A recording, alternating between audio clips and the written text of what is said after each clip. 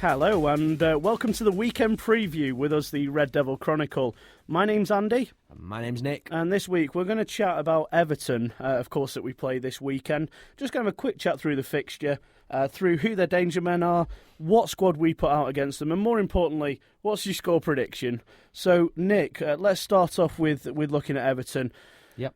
How do we face up against them? What would you start in terms of a team against Everton to get the best out of our team and to get the win from Goodison? Well, I think hopefully we've learned from previous lessons. They've got a really big striker up front. We all know who he's called, Lukaku. He's massive, very strong, very pacey, very powerful. And on his day when he does turn up, almost unplayable. Unplayable when he's like a Didier Drogba when he turns up on his day. Obviously blighted with inconsistency, but when he does turn up, we will be in big trouble if he plays Blind and Smalling together. I think this is crying out for a Blind and Jones, a Smalling and Jones, or a Smalling and Rocco. I was going to say, you mentioned him Blind starting. Sorry about that, yeah. I was a little bit worried then. No, I'm thinking our back four of Darmian, Smalling, possibly Jones/Rocco, and put Blind out to left back. That's what I'm thinking there. If we play Blind centrally, I think he'll get overpowered. I think Lukaku will look at the Swansea game where Gomez exposed him and think, I'm just going to stick myself to him all day. And, Pella did it as well against him for 20 successful minutes until United figured it out. Yep. So the main threat from Everton, very fast wingers, Lennon, Morelos.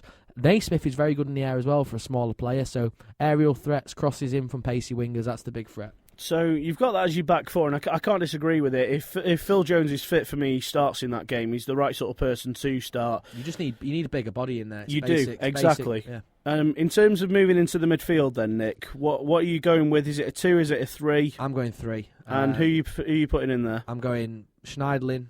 Definitely first name on the team sheet. Yeah, I mean, after the whole discussion we had last week, he should definitely be starting. Yeah, we're not messing about with anymore. Schneiderlin would be in there, Herrera would be in there, and Schweinsteiger would be in there. No! I'm going to bring myself on that one. Right, go away, Joe. This is my team. Producer Sherwick. At the mere mention of Schweinsteiger. Yeah. Well, this is my team. We're not come to you yet. So no, I mean, again, I can't disagree with you, Nick. I'm trying to find things I disagree with, and so far my team is your team. So let's go for the 3 up top and see if we have any disagreements there. What are you going for? Obviously, I'm going to go Mata on the right wing. I think he's been brilliant so far this season. I'm going to go Young on the left wing because, as I said last week, I don't think Memphis is offering anything at the moment. I think he's really struggling to the pace, and I think he needs a break. So I'd probably give him a bit of a nudge and say, you start on the bench today, put Youngie in, who's got experience, tracks back, adds a lot more to the game. He'll get crossed into the box.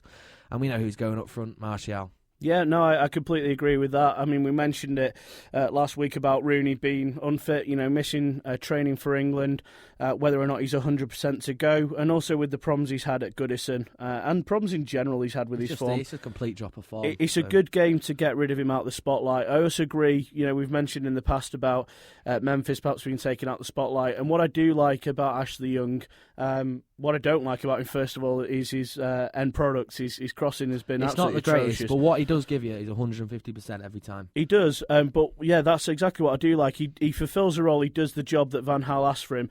And Daley Blind could be put under pressure if you play him at left back against the pace. You're going to have Barkley in there. If Morales starts, Naismith, they're all going to cause you problems in behind Lukaku, constantly moving around in there. So you don't want to leave Blind exposed, which for me is why you'd play Young in that game, because Young will track back. Yep, and he'll offer Blind some protection. And that's the only problem I have potentially with Juan Mata, because Juan Mata didn't do that against Arsenal. He is going to have to be more disciplined. That's one of the reasons Jose let him go. Yeah, exactly. No, I take your point entirely, but I think one of the most important factors going into the game against Everton, the first 20 minutes, we need to be solid, we need to kill the game, we need to bore the Everton fans, and we need to get the team on our side. It's exactly the sort of game that you need to take the sting out of early on. Because Everton will be bouncing, we got battered by Arsenal the previous week, so they'll be really up for it. We have to go into the game confident, we are the better team, we are the bigger team, we need to bully them, go into it, keep the ball for 20 minutes, kill the game, then push on for the win. And Everton as well are 5 games unbeaten in the Premier League as well, so on a decent run. They were questioned last year because Martinez wasn't getting the results, but he's a very good manager. I rate him very highly. There's a few managers in the Premier League right now I think are right up there. Obviously, the Swansea manager, I think he's brilliant as well. Gary Monk's superb. Gary Monk, brilliant manager. I think the Bournemouth manager is very good. So there's top managers there at the moment, young managers, and I think Martinez is another one. Alan Pardew, Pardew has a really great shout. stepped up. Very good manager. He's been absolutely superb for Palace since he arrived there, and was very good at Newcastle as well. And I think he made the right decision walking away from the football club in the end. Well, that's a joke of a club. Yeah, it thinks it's a bigger club than it is, but we'll move away from Newcastle because that's Liverpool. Right? For some reason they held us at home. Who knows why that happened? But You're just trying to wild me up over here, aren't you? So there you go. There you go. Round 1, Joe versus Nick on what? Rooney, Schweinsteiger. Where are we kicking off this week? I don't. I'm just. What are your thoughts on Memphis, Joe? I just hope that bell doesn't become a regular feature on the normal show. I must be honest with you, and I'm going to move it quickly on before we open up any more cans of worms because we've opened up enough on last week's show. I'm going to fire in there with the Premier League Predictor League, of course, that we have running to finish the weekend preview. If you haven't got involved already, the idea behind it is just simply comment below on the video or at We Follow United on the link we'll put up there with your score prediction. What will the Everton versus Manchester United game finish? Now, if you get the result right, so if it's a draw and you say 1-1 and it's 2-2, you get 1 point for the correct result. Now, if you get the score right, you get 3 points, and that's the way the league works. You will see the league published shortly as well with it up to date.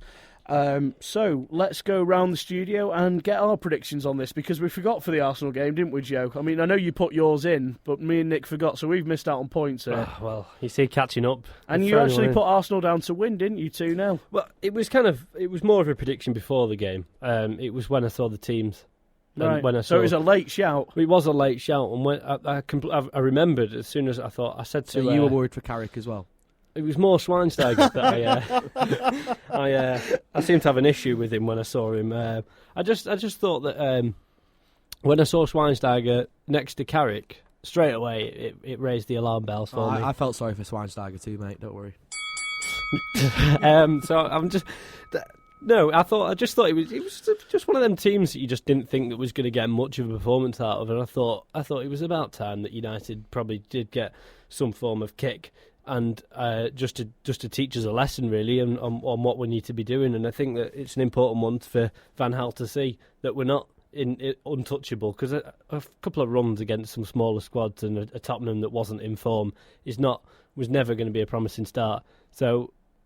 It looked pretty bad before, even when we were winning. So it looked even worse when we lost. And the wheels came off a little bit last season in parts, didn't it? Of course, we got beat by Everton at Goodison last season. So another added to our ever-growing list of bogey teams. We do not need another repeat performance of that this season. It just seems to be.